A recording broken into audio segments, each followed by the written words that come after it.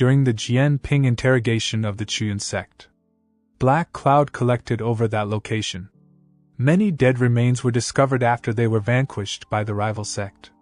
While a guy was on his knees, while the other opponent just watched him with fury in his eyes. And this guy on his knees was Mo Ling-young, the Chunyun sect master. Someone from behind called out to him. The master's eyes widened as he sweated bullets.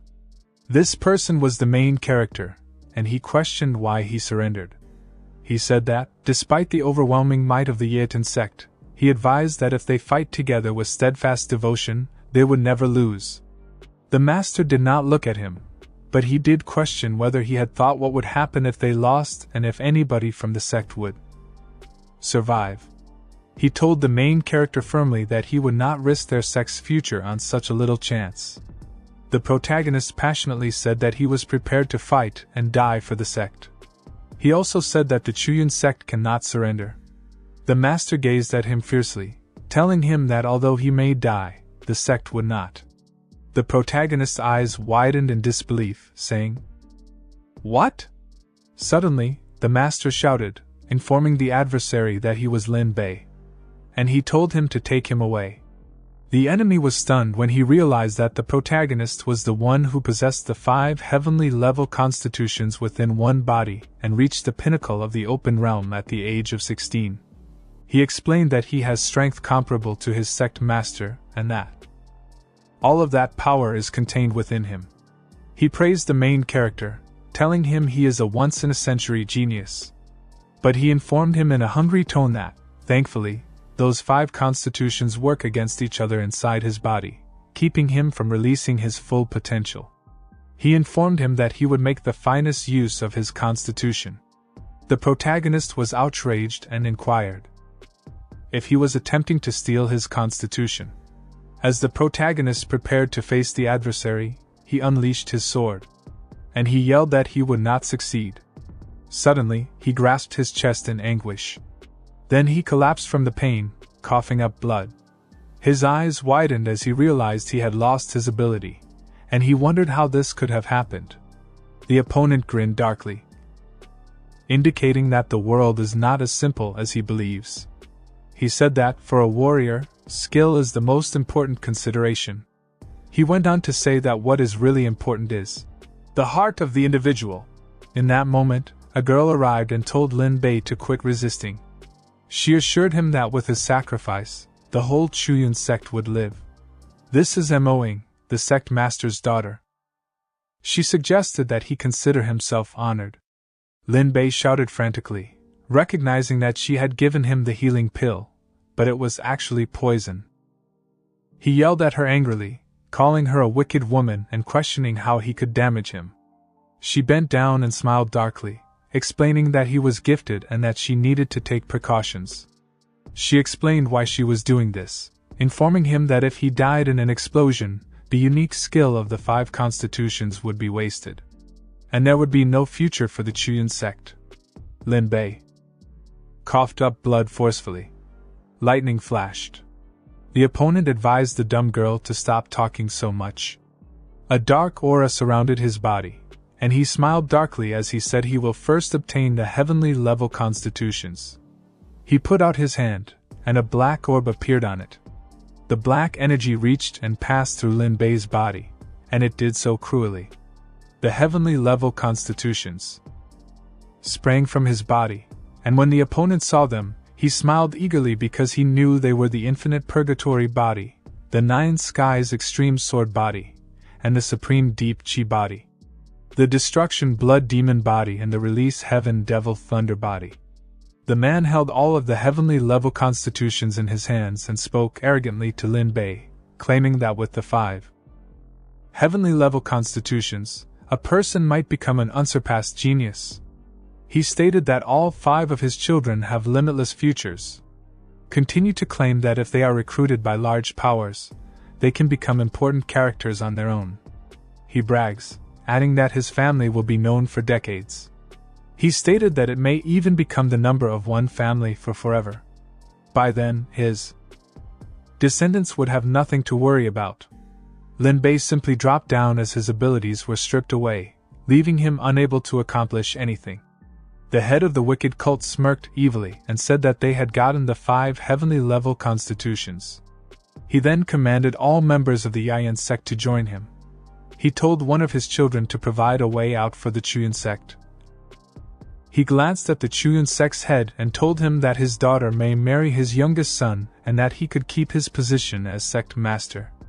The master of the Chuyan sect bid farewell to Master Xie. It began to rain, and Lin Bai just chuckled and called Mo Ling Yun an old dog. He mentioned that he risked his life for the sect without expecting anything in return. The master of the Chuyan sect responded furiously, informing him that he had spent a substantial amount of money in his growth within the Chuyan sect and that he even regarded him as a personal pupil. He advised him that now was the moment to devote himself to the sect. He grinned grimly, and said that giving just himself in return for the survival of the Chuyan sect is the finest thing he can do for it. He then stomped on.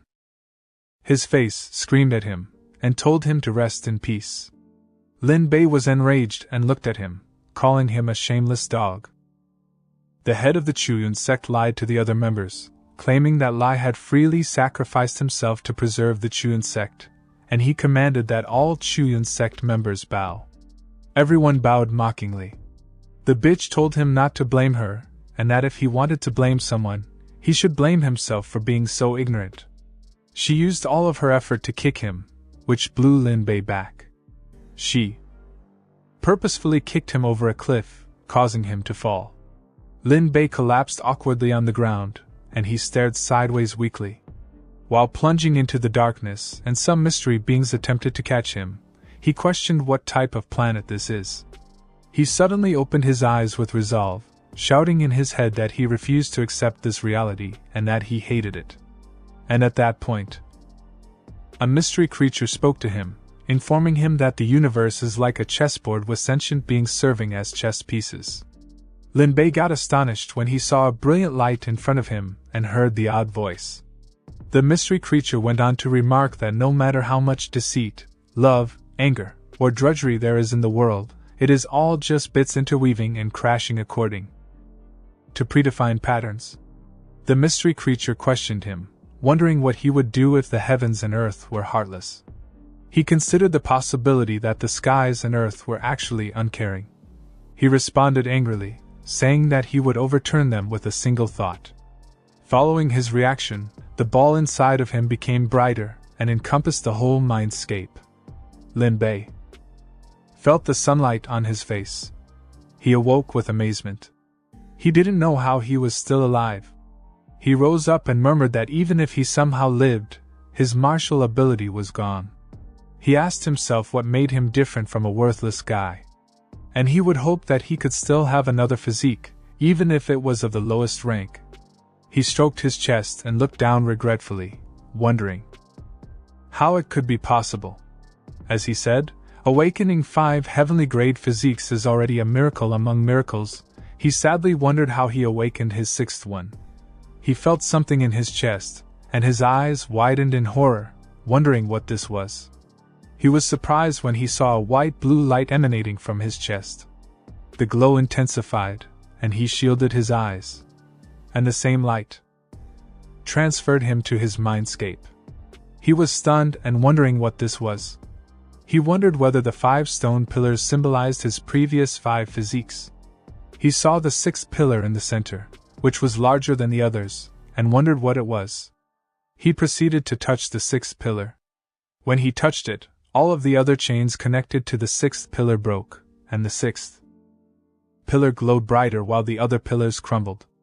This enigmatic 6th pillar was the primal chaotic body. Lin Bei had an epiphany when he grasped everything, realizing that he had always possessed the 6th physique. It's merely that the previous 5 united physiques repressed the primal chaotic body. He grinned happily and said to himself that now that the 5 physiques had been removed, he recognized that this had really helped him awaken this primordial chaotic body, and as he said this, a blue aura engulfed his body, suggesting a new power. He touched the 6th pillar again, and it gleamed even brighter. And the same mysterious entity spoke again, urging him not to forget what he had spoken. Lin Bei smiled as he heard the same entity that saved his life and gave him a second opportunity. The mystery being went on to say that he promised that if heaven and earth were uncaring, he would overthrow them with one thought.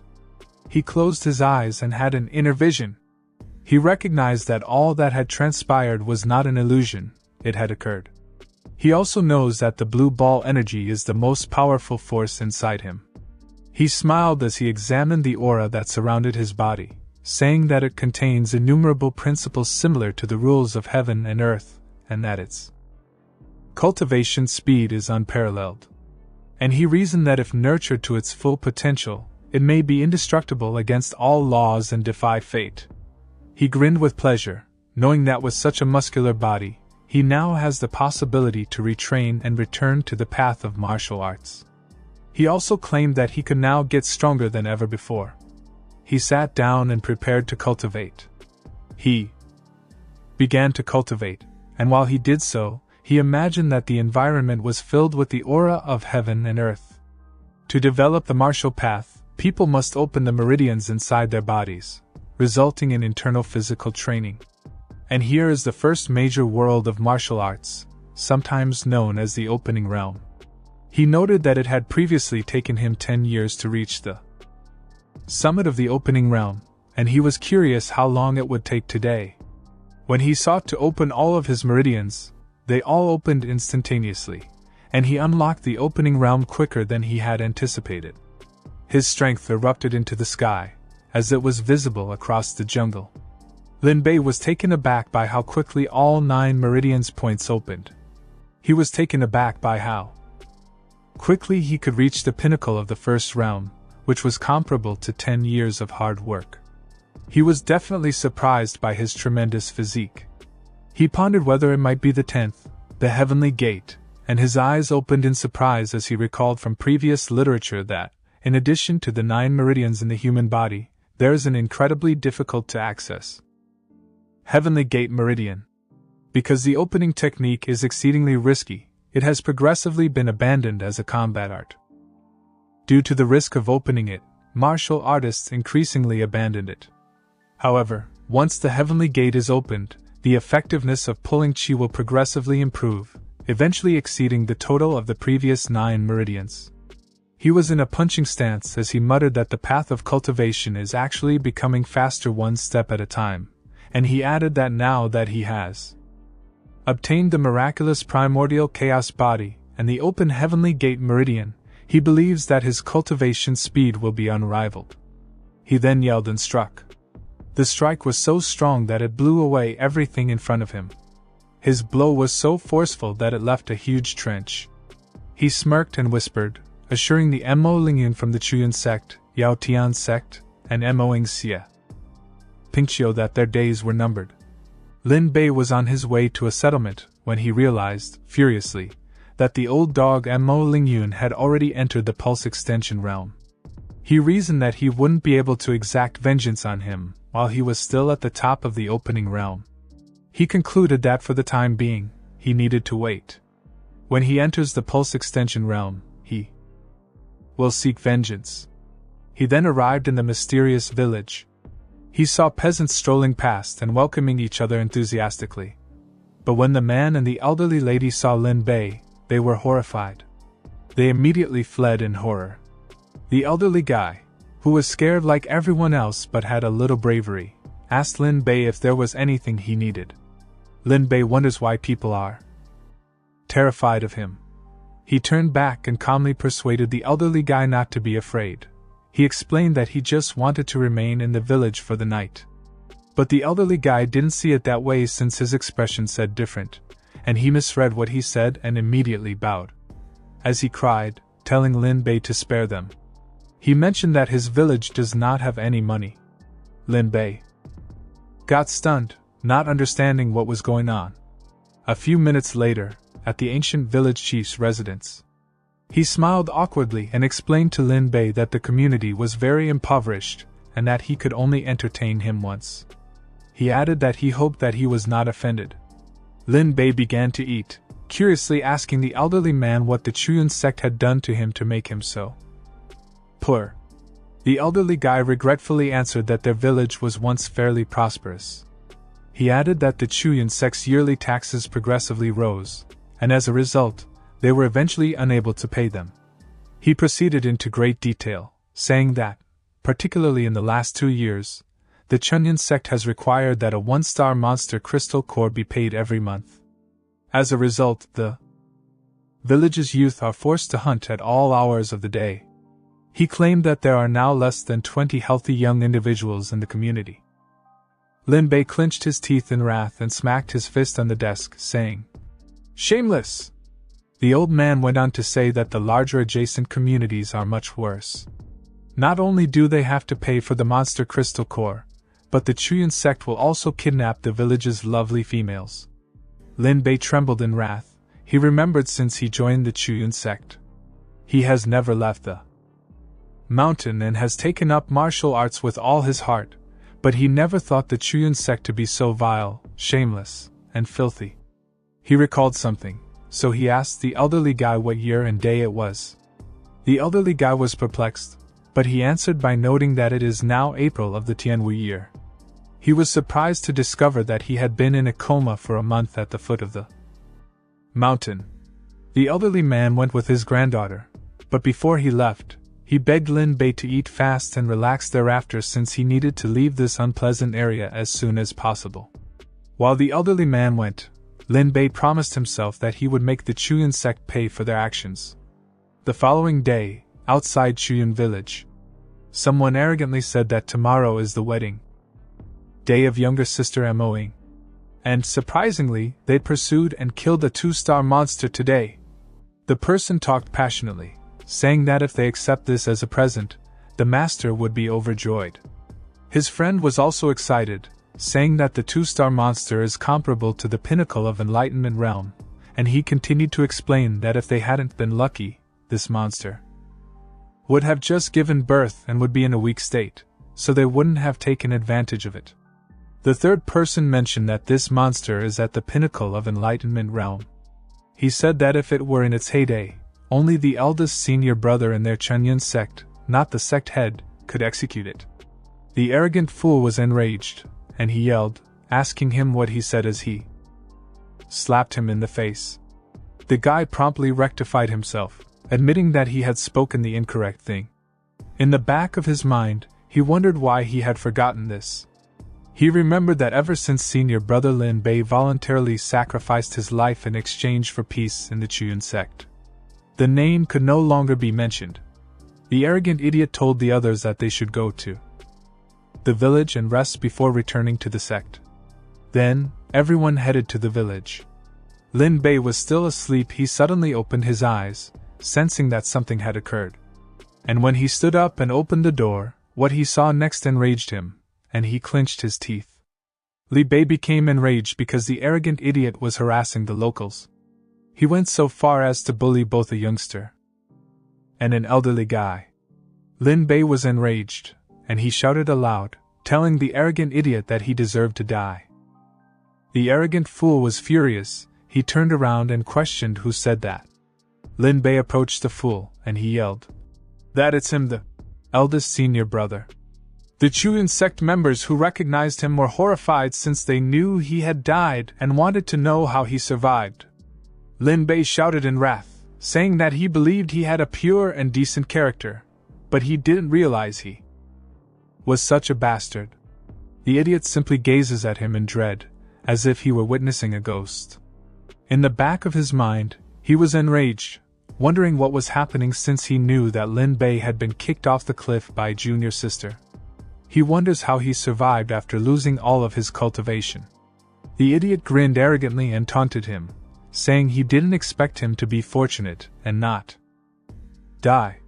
He then ridiculed him, telling him that he was a worthless guy. The guy wanted to humiliate him, so he ordered Lin Bei to kneel down for him. He also said that he is still considering letting him leave for the sake of being in the same sect. Lin Bei was disgusted that the idiot had associated him with his nasty sect. So he smacked him, and he was blasted away. Everyone was stunned that he slapped him. Lin Bei instructed the other villagers to assist the old man and the little girl so that they could rest first. The village leader warned him to be cautious. The fool jumped up and inquired shakily how this was possible. Lin Bei only gazed at him and raged. Lin Bei approached him as he prepared to assault again. And he did just that, kicking the arrogant idiot in the chest, and he coughed up blood in anguish as he was blasted back. Lin Bei stumped on his chest, saying, "Go to hell." The fool refused to admit that this worthless guy had defeated him, so he yelled fiercely, unleashing his strength. Lin Bei soon spotted this and leaped back, not in fear, but in surprise, as he didn't expect that he would do this. The arrogant idiot stood up and said that he had always surpassed him since joining the sect, and now he wanted to stomp on him, which he refused to accept. He shouted furiously, saying, "Yellow level low grade lion heart fist," and he rushed toward him, intending to kill him. Lin Bei smirked, knowing this little ploy all too well, and kicked him in the face with a swift blow. The kick was so fast that the fool didn't even see it. And because the kick was so powerful, he coughed up a lot of blood.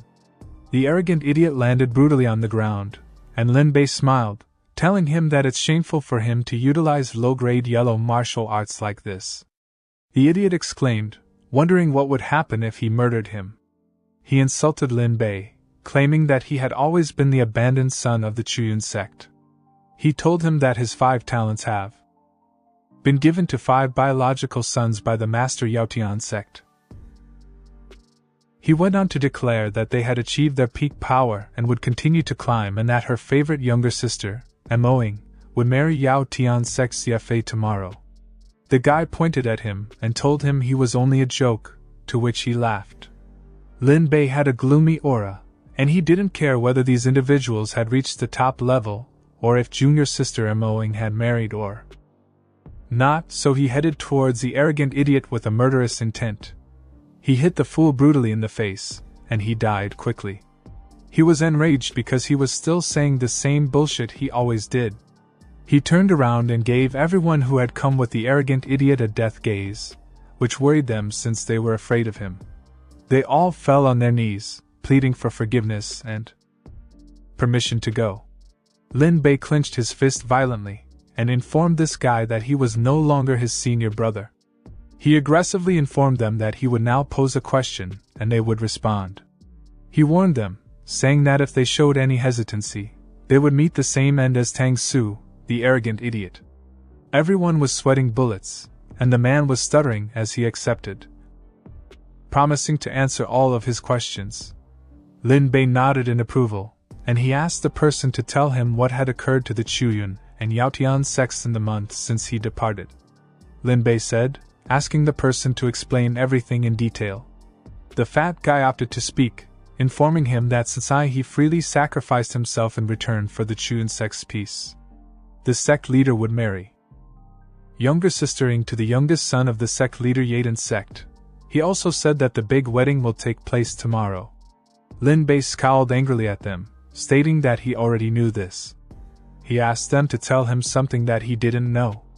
The person was horrified and informed him that the other 4 sons of the chief of the Yaden sect had joined the top sect, the Infinite Sword sect, the Backward Hall, and the Heavenly Blade sect.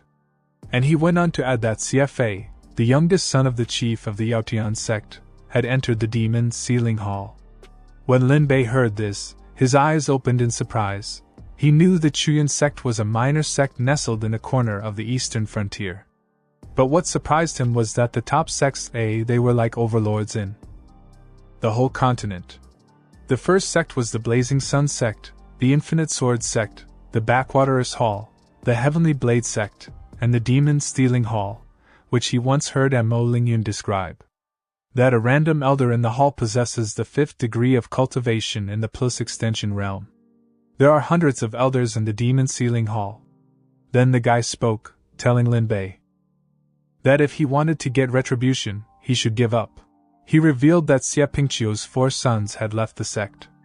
The fat guy went on to claim that, although Xie Fei is still there, his cultivation has advanced to the 1st level of the pulse extension realm in less than a month. The other guy went on to say that the demon sealing hall had also dispatched an elder to officiate over Fei's wedding. Lin Bei was outraged.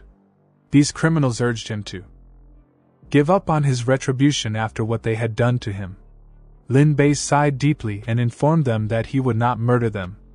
They all bowed respectfully and thanked him. Lin Bei pointed his hand in their direction, informing them that he would not kill them but would wipe their memories. Lin Bei's magic obliterated all 3 of their memories, and he coldly ordered them all to go. He then examined the evil beast, and mumbled that it was possible that a demon core would be born in the body of the 2-star demon beast.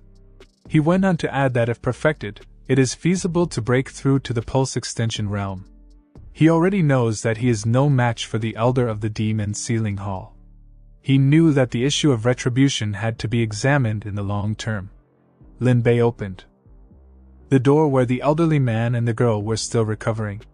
He informed everyone that they couldn't remain here any longer. He goes on to tell everyone that they will get a night's rest.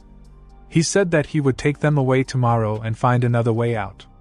Everyone became sad, knowing that what he was saying was true. This location would no longer be safe for them, and they would have to go. Several hours later, he was carrying the monster beast, and this individual dropped it to the ground, where it hit with a boom. He touched the devil beast to see if there was a core within, and he smiled because he did feel the core. Something was moving in the demon beast's stomach.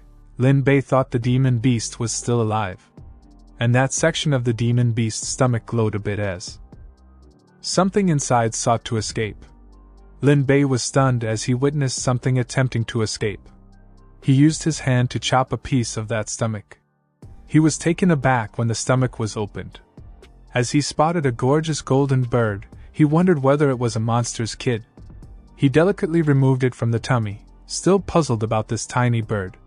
Suddenly, the small bird opened his eyes, and its eyes glowed brighter. It raced away from his palm with tremendous speed, and fell on the ground a bit more away from him, and the golden bird let out a strong cry, leaving Lin Bei stunned, wondering how this freshly born creature could have such terrifying power. He wondered whether it was a mutant beast. He described how monsters evolved from creatures that absorbed the essence of the sun and moon. He recognized that they are developed by heaven and earth, among the millions of monsters, and that a magical beast may be born. He was aware that every magical beast had the potential to attain 3 stars immediately after birth, with a cultivation level similar to the apex of the pulse extension realm. Lin Bei chuckled happily, remarking that God had truly assisted him. He observed that the beast was a 3-star magical beast. He was relieved that with this small bird's assistance, his retribution would go much smoother. He grinned, murmuring to Xia Fei that their wedding is tomorrow, and he promised to arrive with a great present. He then bit his thumb to form a contract with the golden bird. He then gave the bird his blood. The bird drank his blood. But he took away too much, to the point that Lin Bei was trembling weakly, and he complained that he had drained him far too much. The golden bird glanced at Lin Bei in perplexity, unsure what was going on. Lin Bei saw something odd with the bird and touched it to find out what was wrong with him. The bird became agitated. The bird snapped, and with all of his might, he whacked Lin Bei in the face, blowing him back. This picture is incredibly humorous since it shows a bird wearing trousers. Anyway, the bird turned back and sobbed, questioning why it is always him who is injured when he just wants to practice sincerely. He also said that he was deceived by his Taoist colleagues, and his body and Tao vanished. He understood that drinking Lin Bei's blood resulted in a Master's 7 contract. He told himself constantly that he would not accept it. He finally saw an opportunity to capture the corpse, but he was beaten to it by this youngster. Oh. Now I see why the bird was so confused. It was perplexed because this is not the bird's original soul. It is someone else who has taken over the bird's body soon after it swallowed Lin Bei's blood, and as a result, he unintentionally entered into a contract with an unknown party. Anyway, Lin Bei was startled when the bird smacked him. Of course, he was not angry. He was intrigued about this mystical beast, and he wondered whether it was mentally immature because of early birth. Lin Bei shouted in anguish as the golden bird bit him in the arm. As he felt intense anguish, he swung his arms and threw the golden bird away. He blew his arm to reduce agony. The golden bird collapsed in agony, and he reasoned that this was the counterattack strength of the whole lineage. Lin Bei was concerned, and he inquired about what had transpired. A minute later, he was gazing at the 2-star demon core, and he grinned to himself, muttering, "Here we go," and prepared to ingest the core. He began meditating as the star demon core began to glow. Meanwhile, the golden bird was annoyed by this gentleman, and he reasoned that it was humanitarian to ask him, a person who had just burst out of his shell, to defend him. The core began to shine brighter, and a weird aura developed around it, which Lin Bei absorbed. The golden bird turned to look at him to see what he was doing. He was startled since he expected an ordinary warrior at the pinnacle of an enlightenment realm to refine a 2-star demon core in at least 10 days. He was surprised that this person could refine it in only 1 stick of incense.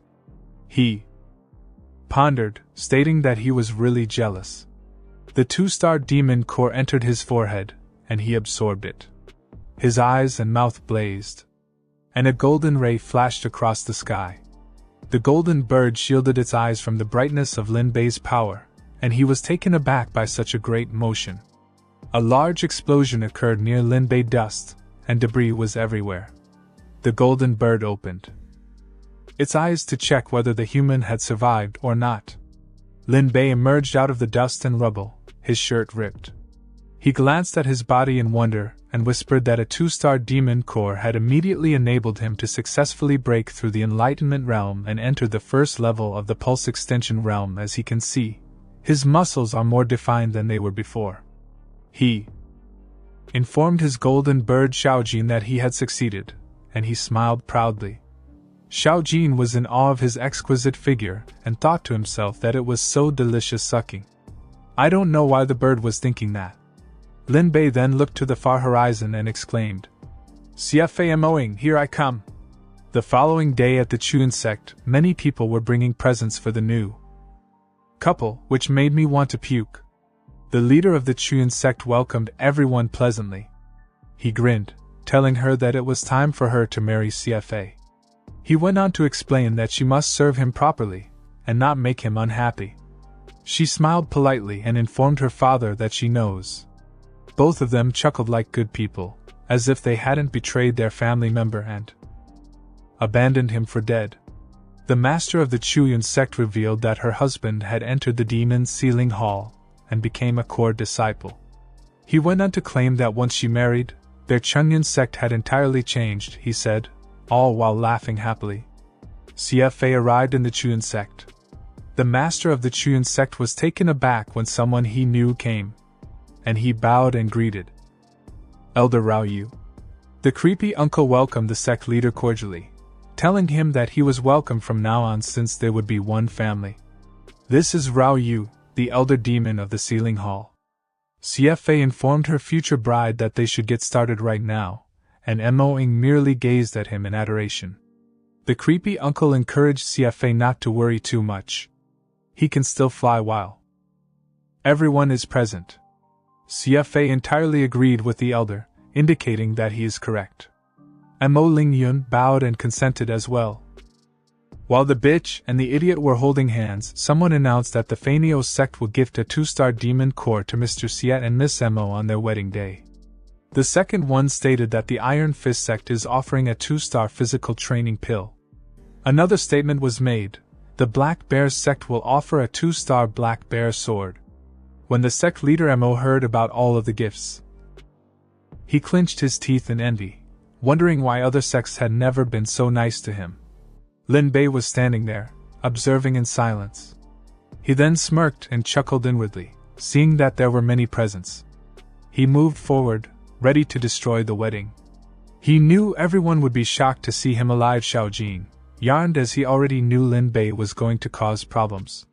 He detected these people's power levels and discovered just one person nearby who is at the faith level of the pulse explosion realm and has some ability.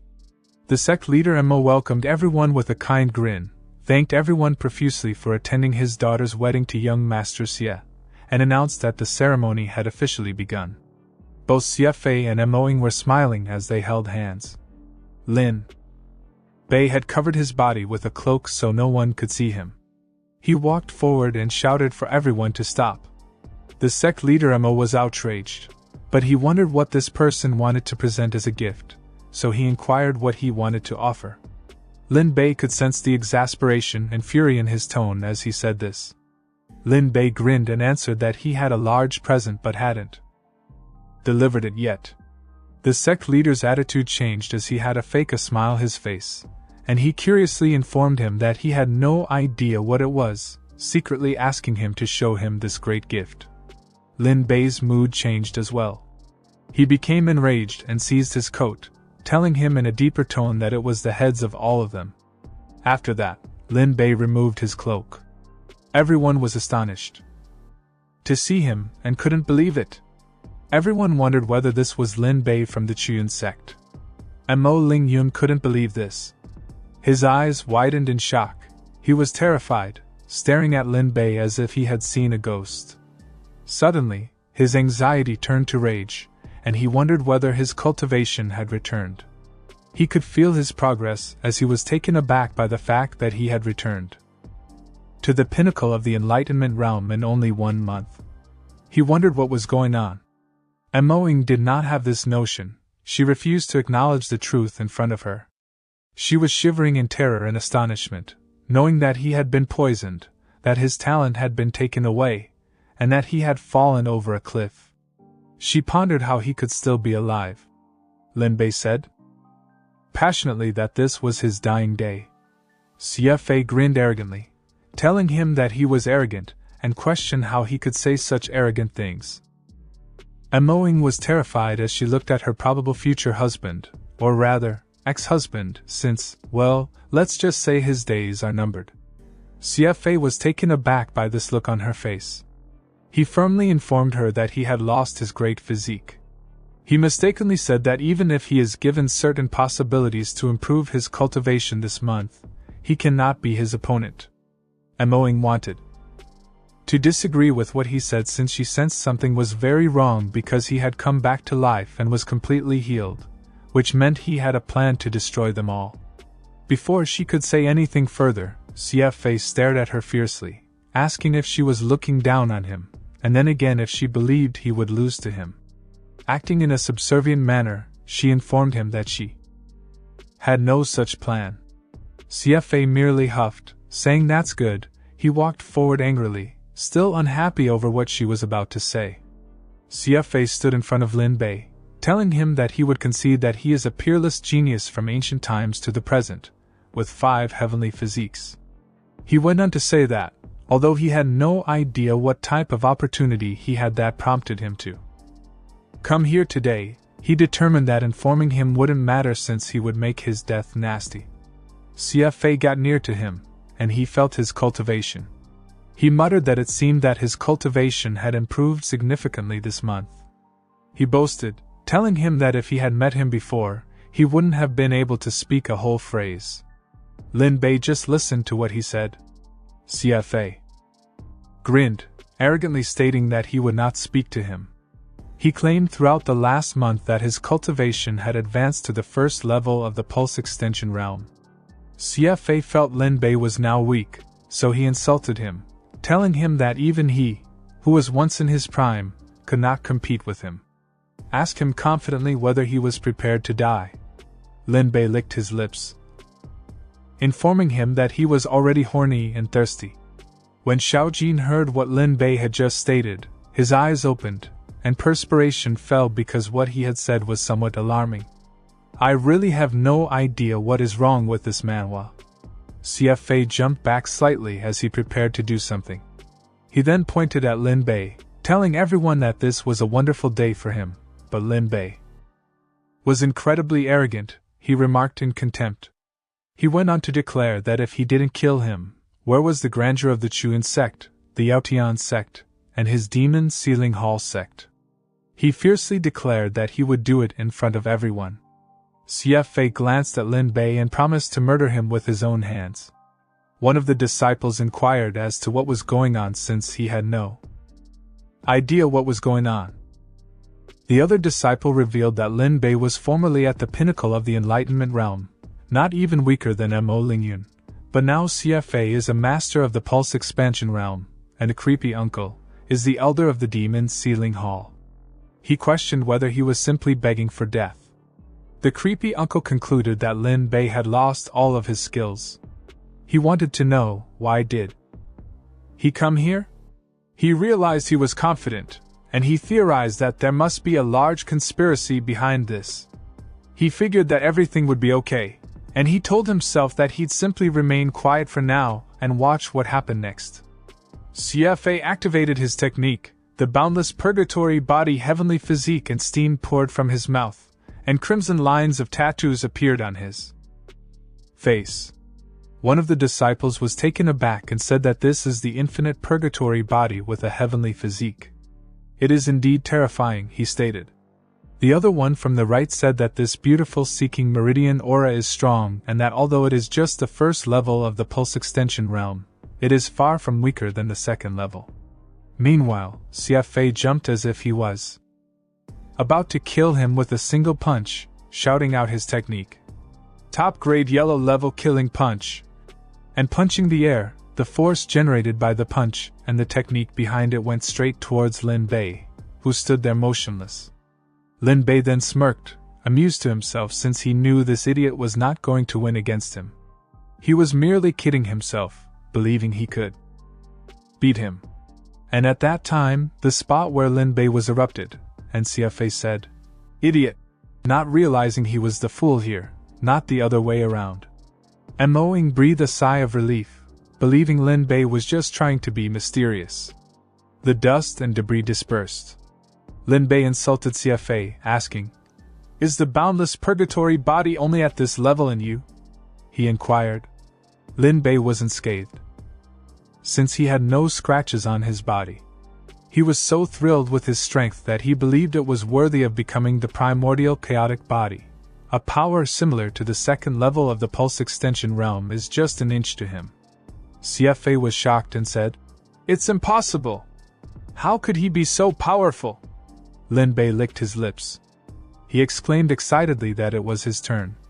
With a blue flash, he vanished and reappeared in front of CFA, Lin Bei, displaying his expertise, poised to strike with a punch, his fist enveloped in a vibrant blue aura. With a sneer on his face, he struck CFA till his bones cracked. He was pushed back as he coughed up blood, and his garments ripped off his back, demonstrating the ferocity of Lin Bei's strike. When CFA was hit, he could tell he was in the pulse extension realm. He couldn't believe it as he yelled, "He's in the pulse extension realm," he said in disbelief as he was clenching his chest in pain.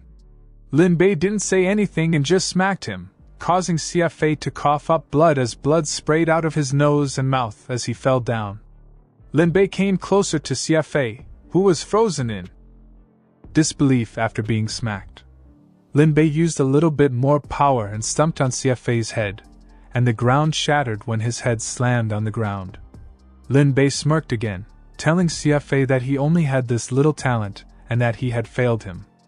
Everyone was stunned, and someone exclaimed, "Impossible! CFA can't catch any of his moves." One of the pupils asked how CFA could be beaten so easily. Moing was sweating bullets from anxiousness and fear, and she pondered. Could it be said that Lin Bei has awakened a heaven-level physique again? The creepy uncle was horrified and clenched his teeth in wrath, knowing that CFA has a boundless purgatory body and can exercise powers equal to the second level of the pulse extension realm. Furthermore, heavenly physique has very strong suppressive power over ordinary warriors. But he could not catch a single move. "What a monster this kid is," he stated. He began to grin, thinking that if he really awakened to a more powerful heaven-level physique, wouldn't this opportunity be mine? He licked his lips greedily, thinking, "If I can take it away and use it for myself, even the Hall Master will like me." From now on, in the demonic sealing hall, I will be inferior to one person and superior to 10,000. The creepy uncle then stepped forward, a black aura around his body. He pointed at him and discharged a significant quantity of power before shouting, "You brave boy, dare to cause trouble here! I will kill you here today." Mo, the sect head, laughed to himself, thinking, "What am I afraid of? Elder Rao is in the 5th level of the pulse extension realm and lacks the ability to fight back, regardless of Lin Bei's evil intentions." He was confident in his thoughts. The elder lifted his foot, preparing to harm him. The evil uncle utilized his skill to assault Lin Bei, and the protagonist was driven back. Lin Bei utilized his reflexes to safely fall on the earth, yet he was still pushed back, demonstrating the force used a little of the technique. Lin Bei scowled at the elder, thinking to himself that the elder was deserving of the power of the 5th level of the pulse extension realm. I cannot resist just this pressure. CFA grasped his chest in anguish and pointed toward the protagonist, pleading with the elder not to murder him. He went on to declare, "I will personally cut him into pieces with 1,000 blades to relieve the hatred in my heart." The elder laughed, saying he already knew and would not murder him. Lin Bei just remarked, "Little bird, it's up to you." The golden bird began to soar as it yawned. It soared rapidly toward the elder. The elder wondered what the bird would do. CFA glanced at the bird with curiosity. After a while, the elder's eyes widened in horror, and he muttered, "Not good." He didn't have a chance to move as the golden bird utilized its strength to strike him in the chest. The elder coughed up blood in shock since his chest had a hole in it, and muttered that this was a 4-star magical beast. He died after hardly a second. Everyone was stunned, especially the sect head Mo and Moing. Mo, the sect leader, sank to his knees and declared in a forlorn tone that all was finished. He couldn't believe Lin Bei has a 4-star magical beast. Moing was quivering in horror as all of her confidence faded as the reality of the elder's death set in. CFA was shocked to learn that the elder had died, and at that point, the protagonist emerged behind the idiot. He reached out with his hand to grab his neck. CFA sensed something from behind him and hurriedly whirled around, but it was too late. As the protagonist strangled the imbecile, he smirked and questioned, "CFA, what did you just say? You want to cut me in pieces?" CFA said, "You killed the elder of the demon sealing hall, you cannot kill me!" While saying this, he was attempting to break free from the choke. Lin Bei was amused and silently wondered why he couldn't murder him. The idiot said, "I have become a core disciple of the demon sealing hall, and the hall master favors me very much. Not only that, but my 4 brothers have all joined the top sects." Xai suggested, "If you let me go, how about we just forget everything?" Lin Bei lied, telling him that he's moved by his words. The idiot said, "Let go of me quickly. I promise I will never pursue any further charges." Lin Bei then let go of his neck, and CFA dropped to the ground, and he groaned in pain. The idiot was furious. He promised himself that when he returned to the demon sealing hall, "I must let the hall master capture you alive to repay me for today's shame." The protagonist had a dark smile on his face and he spoke in a dark tone, "Are you still delusional that when you return to the demon sealing hall, your hall master will come to wash away today's shame for you?" Xai was terrified as he denied what he was saying. "I definitely don't have this idea," he said. Xai touched his shoulder, shaking his head and saying, "You are so stupid." He added that from the moment your father took away my physique, you should have known. He mumbled, "I will never let you go." While saying this, he stabbed him on the chest using his own hand, and CFA coughed up blood as his eyes widened in shock. Once Lin Bei removed his hand from CFA's chest, the fool fell down on the ground dead. Everyone lost hope as the core disciple died. Everyone fell on their knees, knowing that it's over. The sect leader Mo was in despair. He muttered repeatedly that it's over. Moing was on her knees shaking in terror, as she was in despair that her future husband is dead. Lin Bei stood in front of Mo Lingyun. Looking at him angrily, he asked him if he had known today, why bother? Mo Lingyun grabbed his clothes as he had tears in his face, and he shouted, Lin Bei, I have trained you for many years, please let me go. From now on, I am willing to live in seclusion in the mountains and forests, just to survive. Lin Bei chuckled as he got an idea, and he made a deal with the old man telling him to tell the truth to everyone here, and he said maybe I could spare your life. Mo Lingyun was filled with hope, and he asked to make sure what he said was true.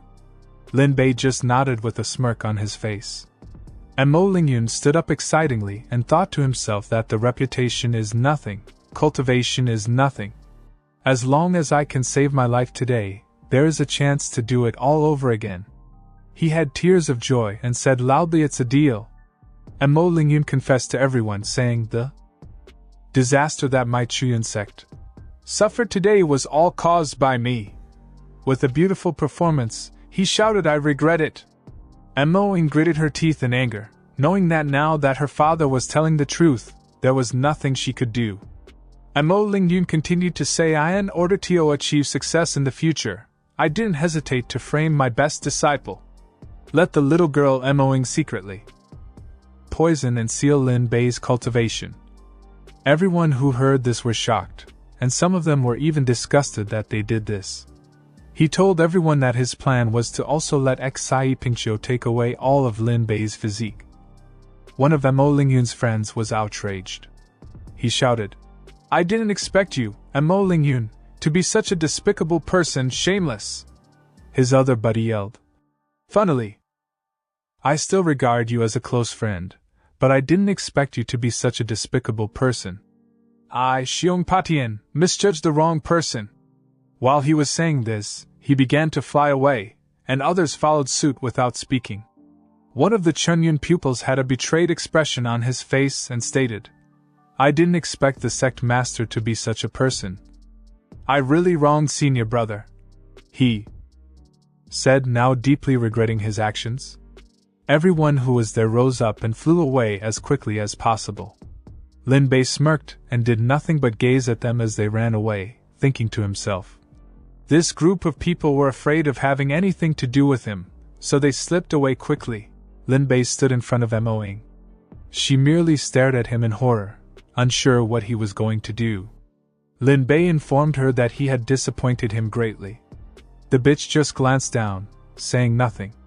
The leader of the Chuyun sect cautiously informed Lin Bei that he had done what he had instructed. He inquired whether he could release him immediately. Lin Bei turned back, amused that he really believed he was going to let him go alive. He yelled at him, calling him an idiot.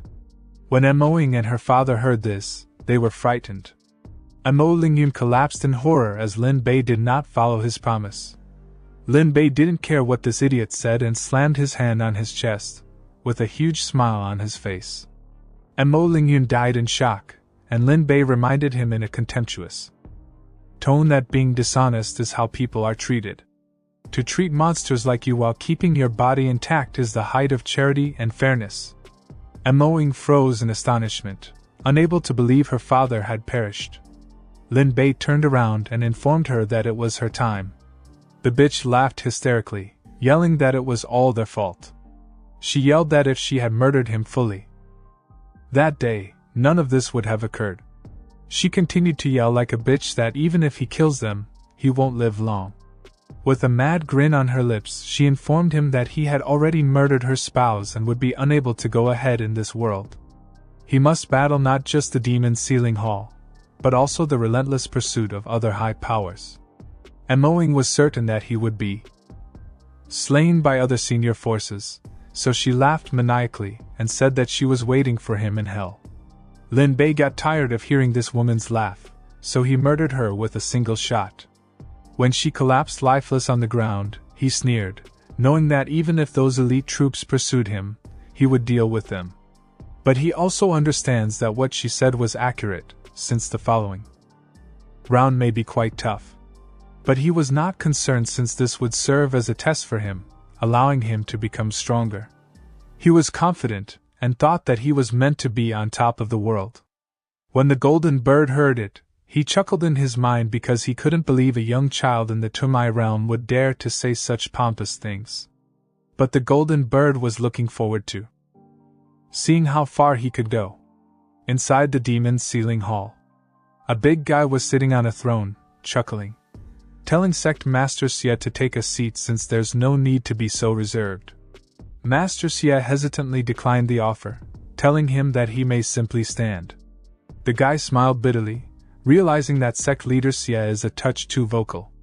He said that because Xie Fei revered him in the demon sealing palace, he and him became one family. Why would they do this? Come sit down. He spoke aggressively. Master Xie turned his head to gaze at the unoccupied seat. He nodded and ultimately agreed with what he said, thanking the heavy Master Tu for offering him a seat. Someone walked in, bowed, and said that he had a report. When Master Xie passed the man who was due to report to his master, he looked at him attentively, wondering what he was about to report about, given that he was in a rush. The person confided to the Heavenly Master about what had transpired in the Chuyun sect. After hearing what the reporter had to say, the Heavenly Master stopped Master Xie from taking a seat. When Master Xie heard his stern tone, he hurriedly turned around, shivering with fright. The Heavenly Master informed him that he had awful news. When Master Xie heard this, he became frightened and inquired what was happening. The Heavenly Master answered that Lin Bai of the Azumos sect has returned and that the protagonist went up to the Azumos sect to behead Mo Lingyun and Mo Ying. When Master Xie heard Lin Bai's name, he began sweating bullets and exclaimed that this was impossible since he had seen him die. Not only that, but his son Xie Fei has also died. The demon sealing palace has also lost an elder. Master Xie felt horrified because he couldn't believe this. He knew the creepy uncle was at the 5th level of the pulse explosion realm, and he couldn't believe someone so powerful was murdered by Lin Bai. The Heavenly Master's eyes changed color and flashed crimson as he understood Lin Bai had a significant secret, and that there was something fishy going on that he was unaware of. In a gloomy tone, he questioned Xie's sect leader whether he would not conceal anything from them. He promptly answered in a frightened tone that he would not conceal anything from them. The Heavenly Master just hummed while staring at him earnestly. A minute later, he smiled warmly, indicating that he finally believed him. He then shouted out to Elder Zhao. The Heavenly Master instructed Elder Zhao that this Lin Bai deserved to die for murdering the elders and core followers of the Demon Sealing Hall. He instructed her to bring him back. She agreed with his instruction. The Heavenly Master was saddened and upset that he had lost the limitless purgatory body. In the back of his mind, Master Xie was enraged, gritting his teeth in wrath, knowing that he and Lin Bai would now be at war with one another. Lin Bai grabbed all of heaven's goods, resources, and soil that Mo Lingyun, an ancient hound, had robbed for many years and made them his own. He was pleased and even more surprised that there are 2 3-star demon cores among them. After he has improved it, he may be able to immediately enter the 3rd level of the Pulse Extension realm. The Golden Bird was upset that Lin Bai would regard the 2 3-star demon cores as if they were incredible treasures, when in reality, they were merely little bits of rubbish. In the back of his memory, he recalled that his celestial palace had many heavenly riches, as well as various spiritual and magical weaponry heaped up in different chambers. Xiaojin grew melancholy because he missed lying on the heaven-level amethyst white jade bed and taking the heaven-level elixir. Lin Bai smiled as he looked at his golden bird. He then gave the bird the elixir, telling him that he had benefited him much and that this was for him. The bird was startled that his owner was feeding him such a low-grade elixir that not even dogs would consume it. For a long time, he glanced at the elixir with contempt. He grew furious and upset that this is what he has been reduced to. Xiaojin decided to forget about it and take the pill since it was better than nothing. Lin Bai misunderstood what the bird was thinking as he felt it was nice that he offered him a rare elixir. Lin Bai did not waste any time when the bird had finished ingesting the pill. He grabbed the bird and raced away as swiftly as possible. Lin Bei put his golden bird on his shoulder, and they began to make their way down the stairs, which were a little farther away from their destination. The golden bird looked at Lin Bei and thought to himself that if he wanted to take revenge, the people in the sect, even flowers, cats, and dogs, would all be killed, all of them. The golden bird promised himself that if the kid cannot show mercy to this idiot, even if it is an egg yolk, he will shake it away for him. He implied that he would show no mercy to Lin Bei's enemies. He was a little bit disappointed, believing that this kid was too kind and soft-hearted. He glanced back to the Chuyan sect and thought to himself that regardless of letting people go, all the sects of the Azian sect will keep. He wanted to say more, but he stopped in shock as he saw the entire Chuyan sect explode in a violent explosion. The golden bird just froze in shock. Lin Bei smiled darkly, proving the golden bird wrong, as he did not show mercy to the entire clan as he just eliminated them all. And he is going to continue to do so to the other sects that were associated with the Chuyan sect. Xiaojin sighed a sigh of relief, knowing that this kid was indeed evil. 1 month later, near the eastern border of Xinjiang, Lin Bei and the people he met a month earlier were trekking across the desert.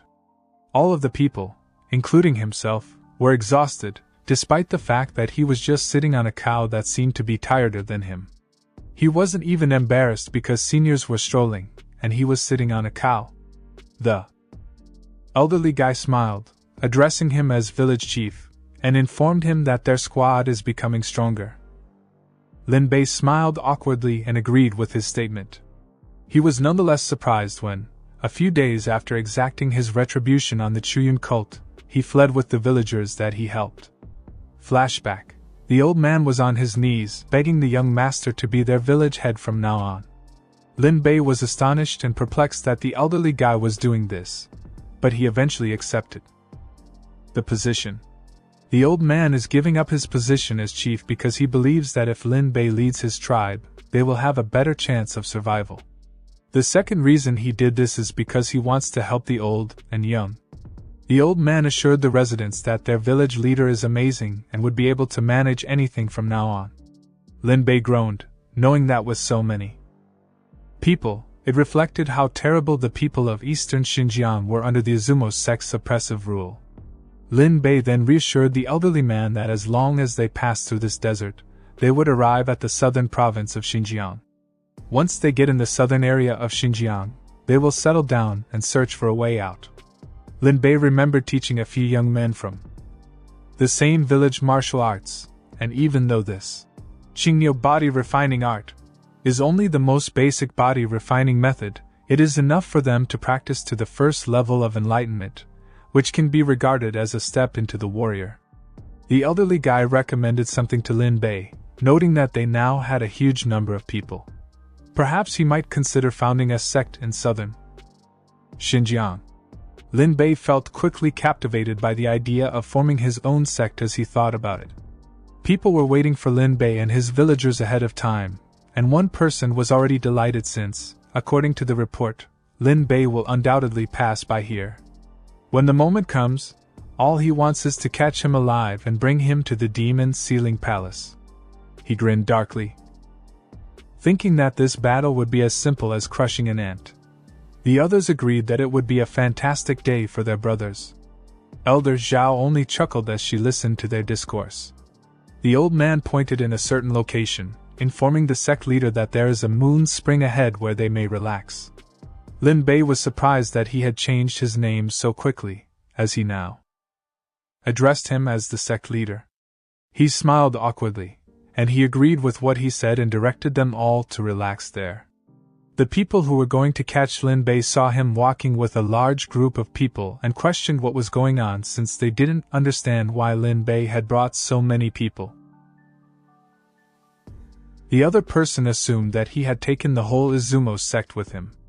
Elder Zhao called the guy a foolish pig and told him to look closely since, in addition to the elderly, weak, ill, and disabled, there are some regular young and strong individuals here, so there is nothing to be concerned about. Lin Bei smirked as he realized that this gathering of individuals had heard of his murdering of members from the Chuyan sect. It's a shame they're simply a bunch of chickens and dogs since they didn't even have the power to defeat him. He decided to get down from his cow.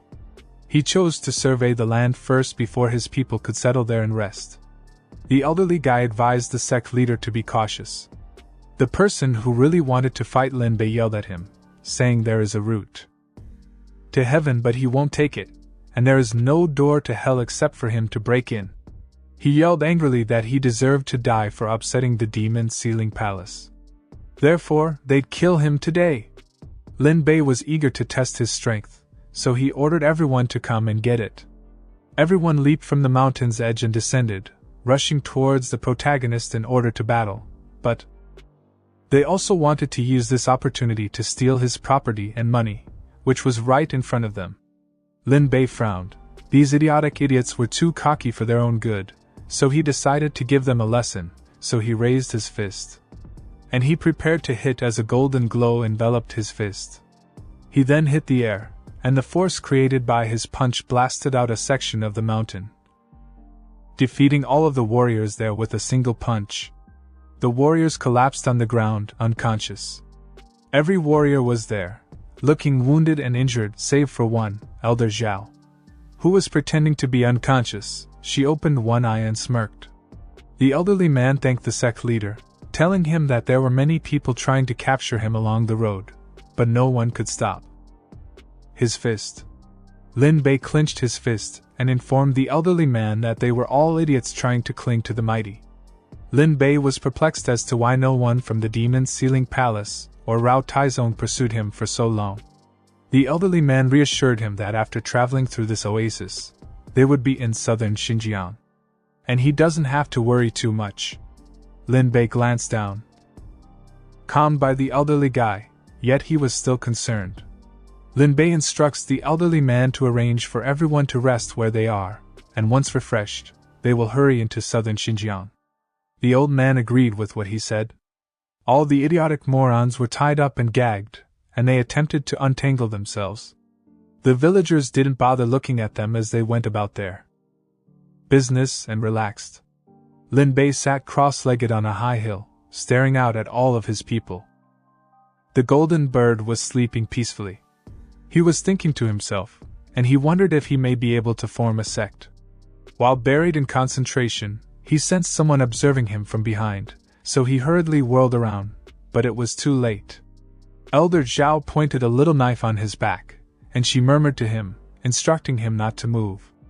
Lin Bei inquired as to her identity. She mumbled that he was a little child with no defense. She identified herself as Zhao Qing, the elder of the demon sealing hall. She informed him that she was aware that there was a very strong monster near him. But now, at this distance, as long as he does not move hastily, she would murder him instantaneously, she warned him. Lin Bei stared at her, stating that if she meant to murder him, she would have done it long ago. He inquired about her true objective, and he questioned whether she only wanted to chat to him. She congratulated him with a sympathetic tone, telling him he's a brilliant lad, and then got right to the point, telling him it's simple, she wants his physique. Lin Bei was not shocked that she had come for his physique. With an amused tone, she reminded her that they had already taken his physique without permission. He then asked her if she was frightened of the demon sealing palace's retribution. Elder Zhao's greed took over, and she didn't care if she got retribution. She told him that if she could have the Tianji physique, even if it meant retaliation from the demon sealing palace, she would have nothing to fear. She was astounded that he had 5 types of heavenly physiques, and he could awaken a new one after the other 5 were taken away from him. Lin Bei shrugged, admitting he is a genius. She grinned darkly as a crimson substance emerged on her face. Then a crimson aura developed in her palm, and she whispered darkly that he'll become a useless person again. She then slammed her hand against his back. She then triggered the talent that would take Lin Bei's physique away. Lin Bei gazed at the dumb lady, unconcerned since he was prepared this time. He then unleashed his strength, which alone was enough to fracture the earth and blow her away from him. Elder Zhao was astounded to learn that he had reached the 4th level of the pulse explosion realm. She wondered what type of monster he was. She was shocked since she knew that she had been cultivating for more than 30 years, and it wasn't just her. But it seems Lin Bei surpassed her in the 6th level of the pulse explosion realm, and she quickly realized how dangerous this youngster was.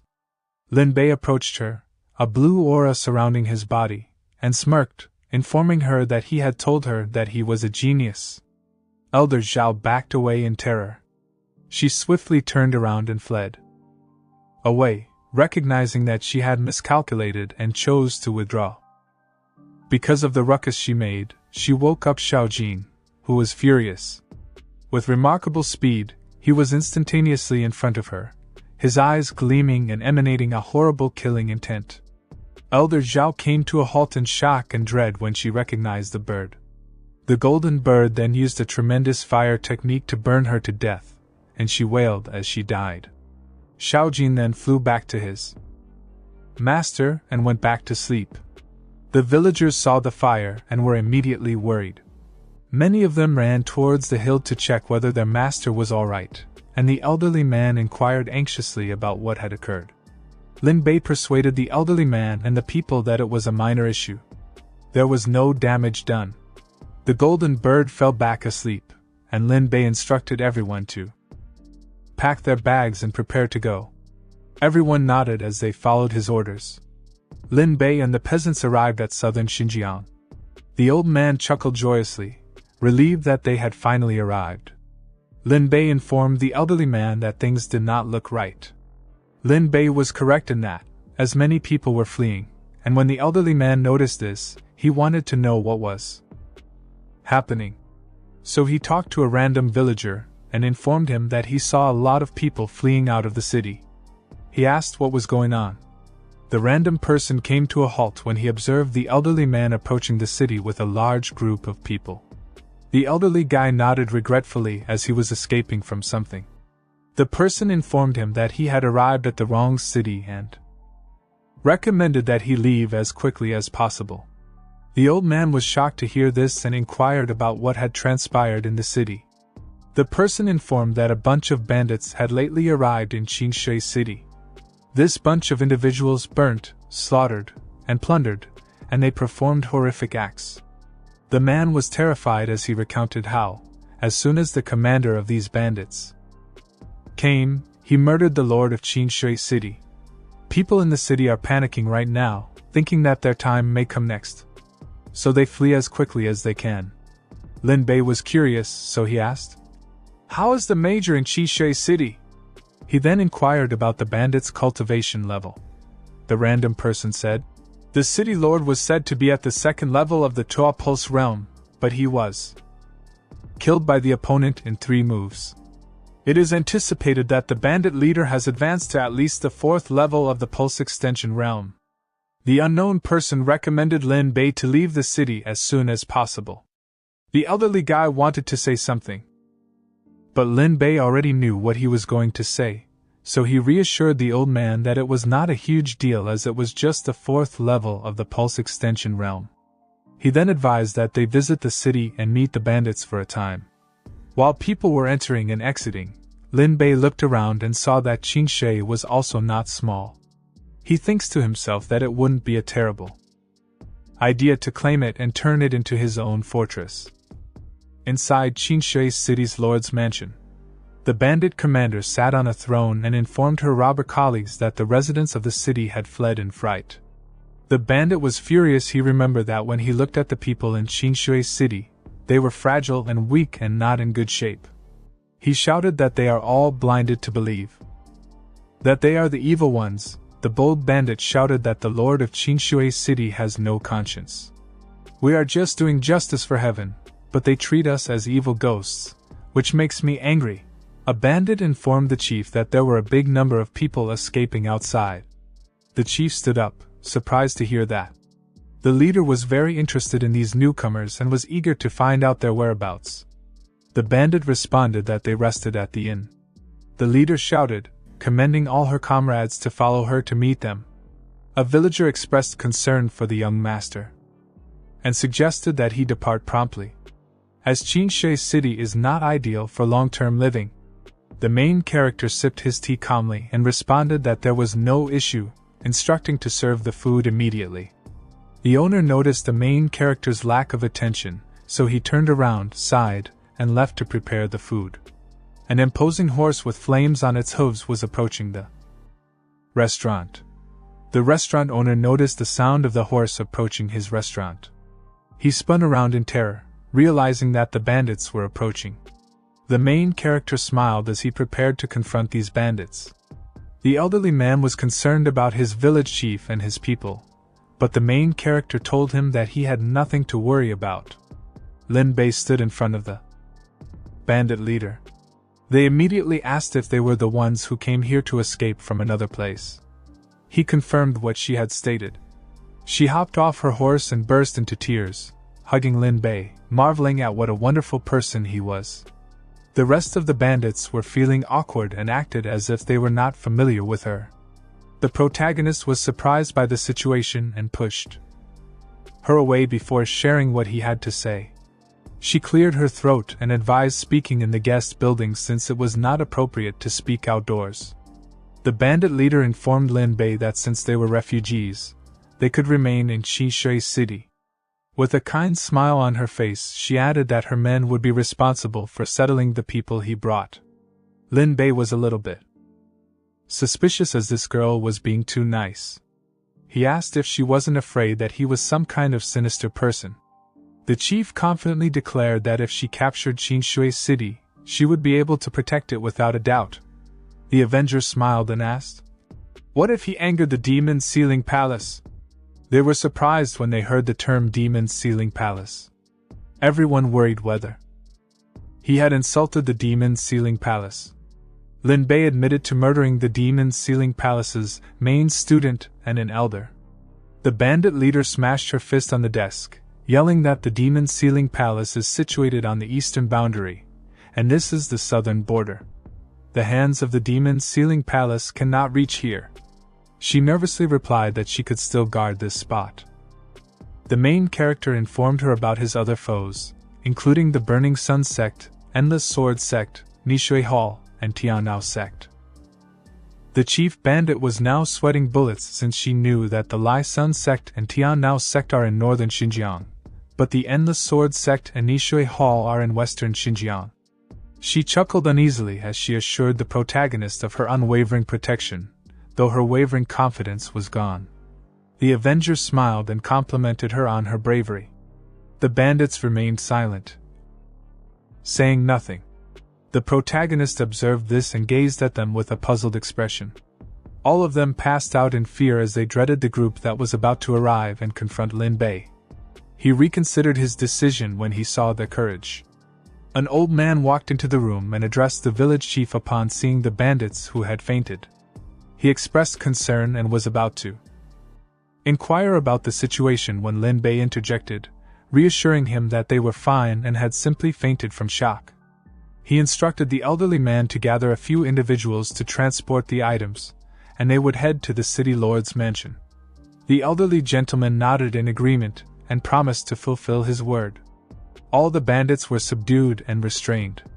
Lin Bei's villagers carried the bandits, and Lin Bei had a smile on his face as he walked confidently to the lord's mansion. Two villagers were gossiping about something that nobody cared about. The head of the Demon Sealing Hall informed everyone that Elder Zhao had made an error. He mentioned that Elder Rao has passed away, and Elder Zhao's body is also missing. He inquired about the opinions of the others regarding this issue. An elder lamented that Lin Bei must contain a greater secret. Otherwise, Elder Zhao would not die. He mentioned that with Lin Bei now settled in southern Xinjiang, there may be challenges in our ability to intervene. Additionally, the upcoming four-border competition is just around the corner. The head of the Demon Sealing Hall informed the other elders that he was aware that the four-border competition was about to commence, but they had misplaced the boundless purgatory body. Nevertheless, the Lai Sun sect, Tian Dao sect, Endless Sword sect, and Nishui Hall all have individuals with Tianji physique. The master in Demon Sealing rose to his feet and addressed the group, emphasizing the need to resume the discussion, regardless of Lin Bei's actions. He instructed everyone to expedite the training of their disciples. Once again, they must participate in the four-frontier competition.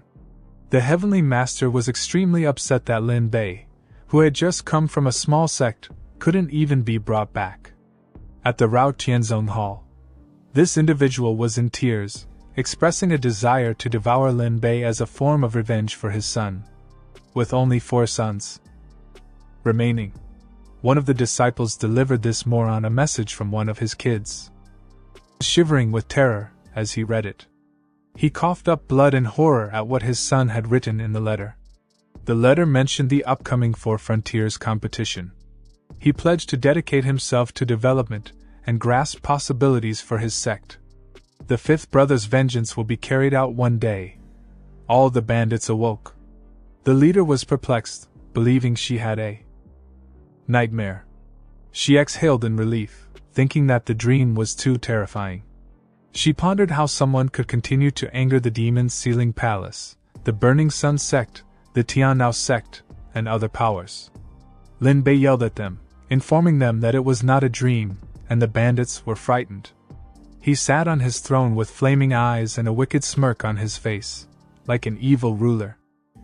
The Avenger questioned if they had an opinion. The bandit commander cautiously inquired whether she may choose to leave. The protagonist smirked as he granted them permission to depart. However, when the bandits heard Lin Bei's voice, they immediately froze. The bandit leader inquired if they could not discuss this. The protagonist refused to discuss anything. The bandit sobbed quietly, wondering why she was so unfortunate to be involved in such a calamity. Lin Bei then told her to inform him of the situation at this location. Before the bandit leader could respond, someone entered the room and said that there was terrible news. And that person was the old man, who said that someone came outside claiming to be the envoy of Liangyi Palace and begged the main character to come out to see him. Lin Bei had never heard of the Liangyi Palace, so the bandit commander explained that it is a major power in southern Xinjiang. Although not as excellent as the Demon Sealing Palace, it should not be overlooked. The chief awakened the golden bird from his slumber. He wasn't paying attention to the bird's rage since he requested it to detect the other party's cultivation level right away. He questioned if he could survive the fight. The bird was irritated with this brat since he had just woken him up for someone who was only at the 3rd level of pause tuning. He was so enraged that he smacked him for his foolishness. Lin Bei confirmed that the golden bird could beat them. He directed the elderly guy to inform this individual that if he want to come, he may do so personally. Otherwise, he can get lost. The old man bowed and promised to follow orders. The bandit commander now understands why Lin Bei has insulted so many sections. She understood that the young guy is insane. One of the disciples informed Jiang Feizhua that Qinshe city serves as their southern boundary. It is very little and sad, and the soldiers here are really weak. Jiang Feizhua chuckled and emphasized that the fight between the four frontiers is about more than just great disciples. It is also about the establishment of the four borders. Naturally, more cannon fodder is better. After all, someone must die, which means he intends to enlist all of the warriors, including Lin Bei, and use them as cannon fodder. Jiang Feizhua chuckled wickedly when he learned that Qinshe City had recently changed its city owner, and naturally, it also has a bunch of high-quality cannon fodder, and he planned it. When they entered and told them about the Four Frontiers competition, he was convinced that the city lord would instantly bend down and be thankful to this young master for giving them a chance to succeed. Well, it seems that he will discover just how cruel Lin Bei actually is. The servant complimented his master. The guard was furious, wondering why the Qinshe city lord hadn't come up yet. This moron chose not to wait and entered Qinshe city. Before they could reach the city, the bandit leader came, shaken with panic. She recalled Lin Bei ordering her to go speak to Jiang Feizhua.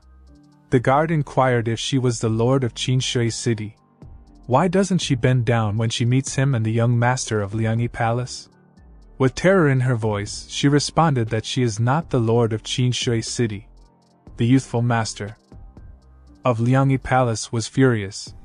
It is a huge honor for her that the head of Qinshui City has been here in person, and what irritated him even more was that this leader has only sent one person to greet him.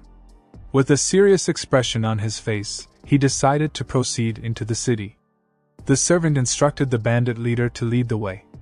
But the bandit leader remained still, shivering in dread, and informed the young master that if he wanted to meet the lord of Qinshui City, he needed to walk to the palace. The guard was visibly frustrated, exuding a strong presence and raising his voice, accusing her of being arrogant and criticizing her boss. The leader of the bandits let everyone know that she had delivered his message and would now take the lead. She hurried off, bidding goodbye. The young master decided to assess the skills of the lord of Qinshui City, and thus he, along with his guard and servant, visited the palace. The bandit leader confirmed that she had completed his request. Lin Bei applauded her for her excellent work as he relaxed on his throne. The young master entered the royal chamber. When he saw Lin Bei, he couldn't believe he was just a second-level trash. In the Tua Pulse realm, the young master exhaled and introduced himself as Jiang Feizhua, the youthful master of Liangyi Palace. Jiang Feizhua inquired if he was the ruler of Qinshui City. The protagonist casually remarked that it is. Jiang Feizhua was irritated, saying that he was impolite, and ordered him to come down here and speak. Lin Bei gave Jiang Feizhua a stern look and questioned whether he was worthy of a respectful conversation. Jiang Feizhua raised his voice, asking him if he understood the significance of Liangyi Palace. He claimed he could easily destroy Qinshui City with a simple gesture. The protagonist forcefully struck his hand on the throne in frustration. He sternly instructed the man to give it a try. Jiang Feizhua closed his eyes and clenched his teeth, gradually calming down. He gazed at the leader with a smile and expressed his intention to offer a fantastic opportunity. He mentioned that the Four Frontiers competition is set to start. He granted permission for Qinshui City to bring warriors into Liangyi Palace to take part in the Four Frontiers competition. Lin Bei is already aware of the Forefront competition. Jiang Feizhua was pleased that he was aware of the Forefront competition. He assured him that if he stood out in the Four Frontiers competition, he would be able to do amazing things from now on. Lin Bei said that he would participate in the Forefront tournament. Jiang Feizhua was thrilled because he believed he was going to join him. Lin Bei cut him off, reminding him that it did not represent Liangyi Palace but rather himself, the head of Qinshui City. Lin Bei was amused. He questioned Jiang Feizhua whether he really believed that he would be cannon fodder for his Liangyi Palace. The servant released his red aura in a fit of anger, yelling that the boss had come personally to offer him a fantastic opportunity. He angrily accused him of being shameless. The guard was very upset and released his energy, informing his master that this individual was extremely arrogant and needed to be eliminated. Jiang Feizhua was also furious, stating that if he wanted to die, he would make sure it happened. The guard and the servant hurried towards Lin Bei as if they intended to kill him. The protagonist lifted his hand, surrounded by a glowing blue light. Swiftly, Lin Bei delivered a powerful blow to their chest, causing them to be thrown back and collide with the wall. Lin Bei was amused that the two of them intended to murder him. The young master was not surprised by the guy who took over Qinshui City. He does undoubtedly possess some of his actual characteristics. At such a young age, he has already reached the second level of the pulse tuning realm, indicating that it is worthwhile. The youngster unleashed his power, the yin-yang universe formation. A tremendous aura emerged from his technique. He smiled, knowing that even a third-level specialist in the Tua Pulse realm would be unable to move if stuck in this formation. With a wild smile, he informed the Avenger that he was not going to murder him just yet. He said, "I'm going to crush your bones." He wants him to understand the repercussions of disrespecting him. Lin Bei sighed in annoyance. He got up and asked whether he was really attempting to fool around right now. Jiang Feizhua was enraged and yelled at him. The main character stepped on the yin-yang universe formation, causing it to crack along with the ground. Jiang Feizhua completely lost his composure, as he yelled about underestimating him. He made the decision to challenge him directly. He gained muscle mass, like a cheap knockoff of All Might. He quickly moved towards his opponent with remarkable swiftness. He caused after images or clones in an attempt to confuse his opponent, like a cheap knockoff again. Lin Bei may be a fool, but he displayed exceptional fighting skills and easily identified the real knockoff. He delivered a forceful blow to the individual's head. Jiang Feizhua was so impacted by the kick that he was embedded in the ground. The Avenger found it amusing that despite his limited ability, he still desired to crush his bones. Jiang Feizhua was frightened and attempted to escape by claiming he was giving up. He promised to leave immediately and act as if he had never been there that day. The main character folded his arms and questioned whether he truly believed he would be allowed to leave based solely on words. The bastard acting performance was so convincing that he appeared nervous, and he presented a ring and offered it as a gesture of apology. Lin was already aware that this situation was a trap. He still desired those spiritual stones, so he reached for the ring, and Jiang Feizhua smirked, believing he had outsmarted him. He began to speak, channeling energy as he prepared to strike. He proceeded to hit him with that same energy. He chuckled in disbelief, wondering if he had truly believed that the 7-killer body was his only ace up his sleeve. As the young master of Liangyi Palace, he emphasized his unparalleled resourcefulness and cultivation among the younger generation. He warned that falling for this trick would result in death. After the red beam finally dissipated, it was revealed that Lin Bei was unharmed, with only his shirt getting shredded. The individual was completely frozen in shock, unable to comprehend what was happening. The Avenger turned around and gazed at him, honestly stating that he had no intention of ending his life, but rather was seeking his own demise. He cannot be held responsible if he passes away. Jiang Feizhua then lost consciousness, possibly succumbing to his injuries. The bandit leader blushed as she gazed at Lin Bei's body. Out of nowhere, the main character instructed her to come over, jolting her out of her reverie. Lin Bei instructed her to fetch him some fresh attire, and to also fix this hall. She promptly complied, carrying out his instructions. Several hours later, the golden bird was still fast asleep as if nothing happened. Lin Bei was composed as he sat on his throne once more, proposing to the bandit leader that they resumed their discussion on the situation in southern Xinjiang.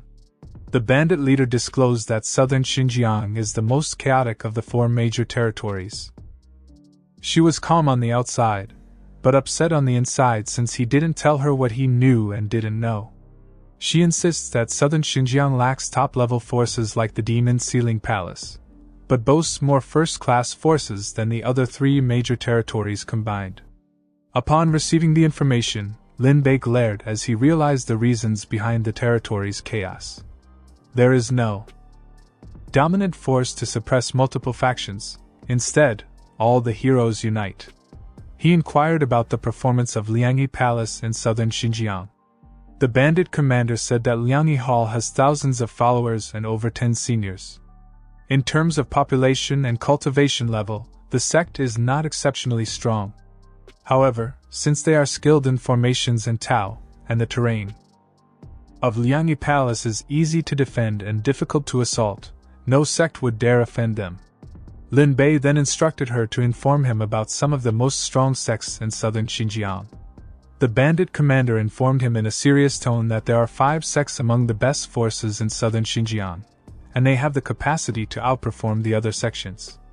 Warriors in southern Xinjiang believe that once their youthful students of these 5 sects reach adulthood, they would undoubtedly overtake all other sects in southern Xinjiang and become a power similar to the Demon Sealing Palace. The 5 sects include the Vajra sect, which specializes in horizontal kung fu, the Divine Beast sect, which has the ability to manipulate monsters, the Yin and Yang Ji sect, which has both water and fire talents, and the Tianlai Palace, which has control over thunder. The God Advent sect is the most powerful of these cults, and may have existed before the Demon Sealing Palace. She closed her eyes and crossed her arms, saying, In addition to these 5 sects, there are more than 20 other first-class sects, and their overall power is about the same. Lin Bei inquired whether it is it because the younger generation of followers in these 5 sects is all strong or because they are gifted individuals? The bandit leader glanced aside and moaned in frustration, and she assured him that they were naturally brilliant. The protagonist pondered whether these geniuses had reawakened their Tianji bodies. Her eyes widened upon hearing that. She spoke out of terror, claiming that these 5 big cults only produced one student with an earthly body. Nonetheless, these 5 largest sects have committed almost all of their resources to cultivating them. Lin Bei chuckled, believing that no one could stop those bastards from him and killing them. Lin Bei wanted more details about the 4-border competition. He asked her to give him more information about this. The bandit leader looked confused, wondering if he didn't know anything about this. Lin Bei looked like he doesn't want to talk about this, but he did anyways, telling her truthfully that he come from a small sect and have only heard a little about the 4-border competition, and many details are unclear. The bandit leader couldn't believe that someone this strong didn't know anything about this. She thought that he was testing her. With a confident smile, she explained that the 4-border competition is the top event in the 4 major fields. It not only determines the allocation of resources in the 4 major territories, but also determines the future of a sect and a warrior. She excitedly added that all sects can participate in the 4 frontiers competition, no matter how big or small, no matter how strong or weak they are. As long as they can make it to the end and become the top 10 in the competition, they can be allocated the Heavenly Spirit Treasure Land in the 4 major territories according to the ranking. If they can win the top 4 in the 4 frontier competition, then these 4 major sects will be supported by the hidden sect. The disciples with the best performance can also enter the hidden world to gain experience, and then rise to prominence, and have the opportunity to explore the path to immortality. The golden bird coughed as he heard what the girl said, and he knew what she said was true. Lin Bei was annoyed that the bird was interrupting the conversation, so he slapped it. His face became swollen, but he wasn't afraid of being disfigured now that he's like a bird. The bandit leader started to tell her chief about the progress of the 4-border competition, saying that the 4-border competition is about a sect's heritage. The comparison is with a sect's genius. What is even more comparable is the resourcefulness and courage of a sect. She continued to say that the 4-border competition is divided into 7 rounds in total. The first round is the trial of the Forest of Hunlings. Only sects that pass the trial can enter the next round. The protagonist asked, "What is this Forest of Hunlings?" She replied that the Forest of Hunling is a place bordering the 4 major territories. It is extremely strange. It is said to be owned by a hidden sect. The Forest of Hunling is full of countless crises. Only by traveling through the Forest of Hunling can you prove that you have the conditions to participate in the 4 Frontiers competition. It can be said that this competition is an audition. Therefore, the number of people in a sect is also crucial. After all, there have been precedents of geniuses dying unexpectedly. The Avenger grinned as he realized why Liangyi Palace wanted them to join and become their stepping stones and cannon fodder. She added that after passing through the Forest of Hunlings, it's time to fight in groups. Each sect needs to send 11 disciples to participate in the competition, and only the winning side can advance to the next round, until the top 10 sects are selected. After the top 10 sects are selected, there will be a final battle to determine the ranking of these 10 sections. When he heard that he should select 10 disciples to participate, he asked if they had enough people. She laughed, and replied that maybe if she's lucky enough, she had a chance to pass the trial of the Forest of Hunlings. This idiot was contemplating on making his bird participate in the competition. The bird looked at him as he was mad at what he said. The leader was dumbfounded. Suddenly, an idea popped up in his mind. With the smile on his face, he asked what if he alone could defeat 11 people. She was surprised that he wanted to fight everyone over himself. But she became shocked, realizing that he wanted to become a clan by himself. The Avenger stood up as a powerful aura covered his body as he was excited to fight. And he will be able to finally stand on the top of the world. The bandit leader was surprised that he wanted to stand on the top of the world, meaning becoming the strongest. The bandit leader was lost in thought, and Lin Bei caught her attention, but she was not listening. After a minute or so, the protagonist was able to get her attention. He was annoyed, but he asked his question how many days are left for the 4-4 Frontiers competition. She cleared her throat and replied that there were still about 8 months left. And it only takes 1 month to go from Qinshui City to the forest of Hunling. And Lin Bei has 7 months to prepare. The protagonist started to think out loud, knowing that 7 months is already enough for him. But the current state of Qinshui City was worrying to him. He wanted more details about the population and number of warriors available and resources in the city, etc.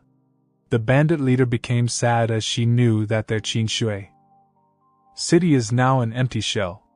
There are less than 1,000 people in the city, and there are almost no warriors except those they brought.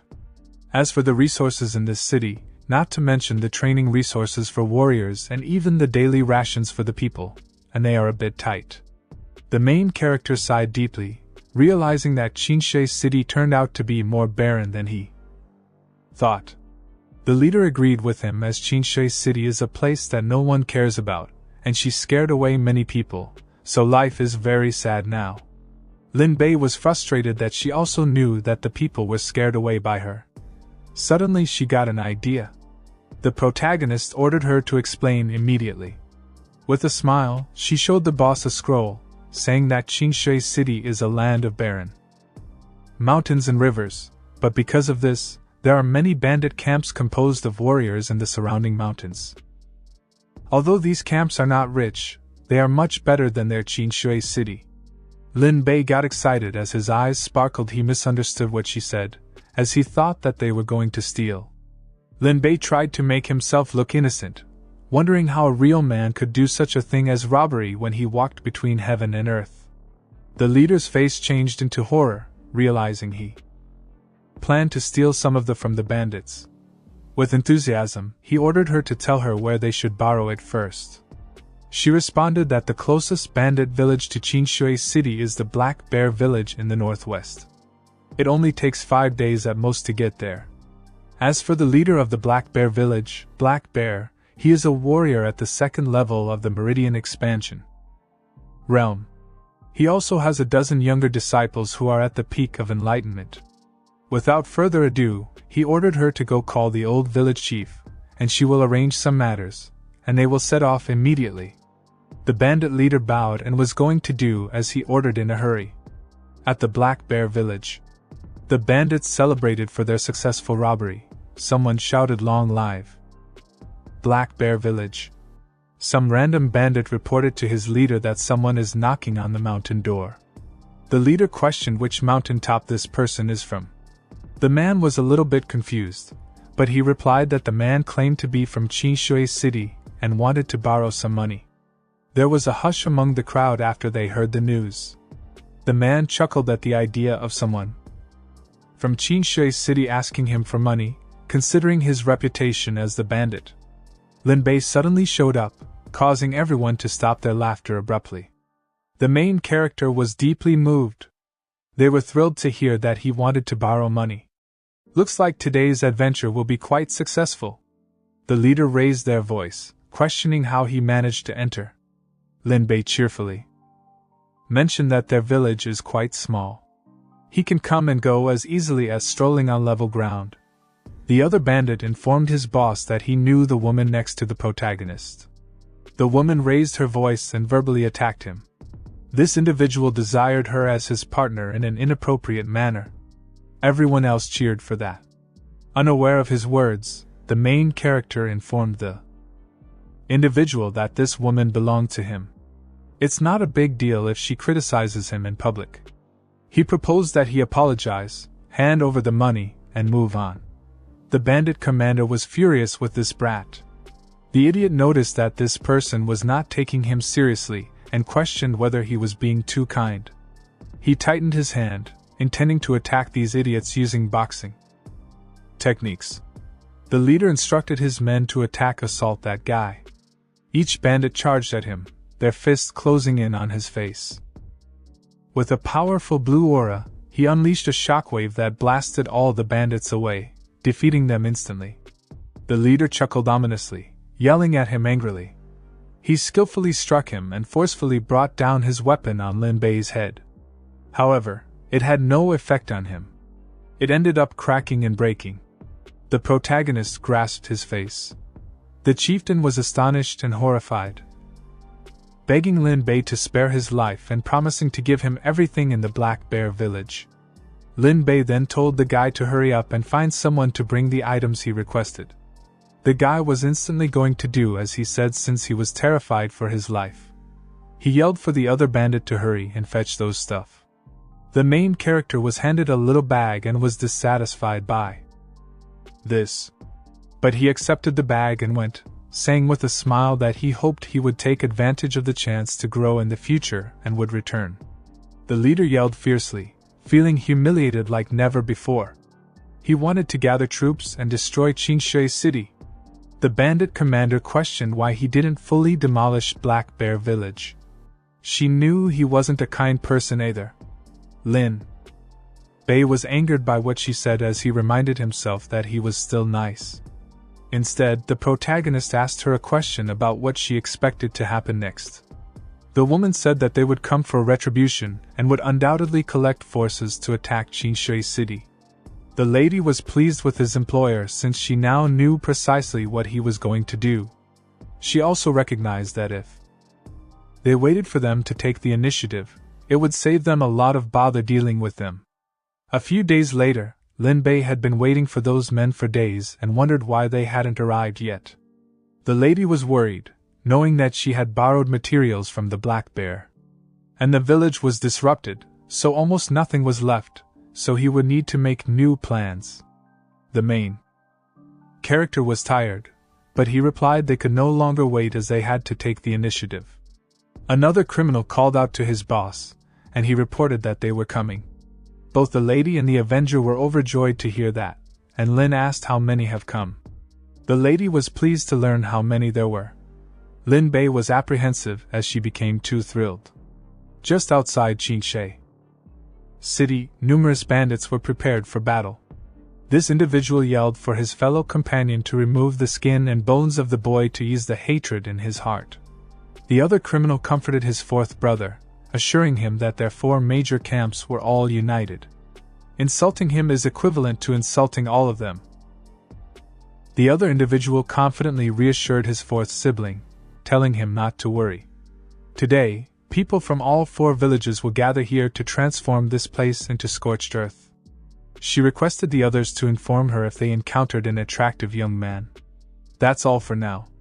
Thanks for watching. If you're interested in seeing more, feel free to hit the like button and leave a comment for suggestions on what you'd like to see next.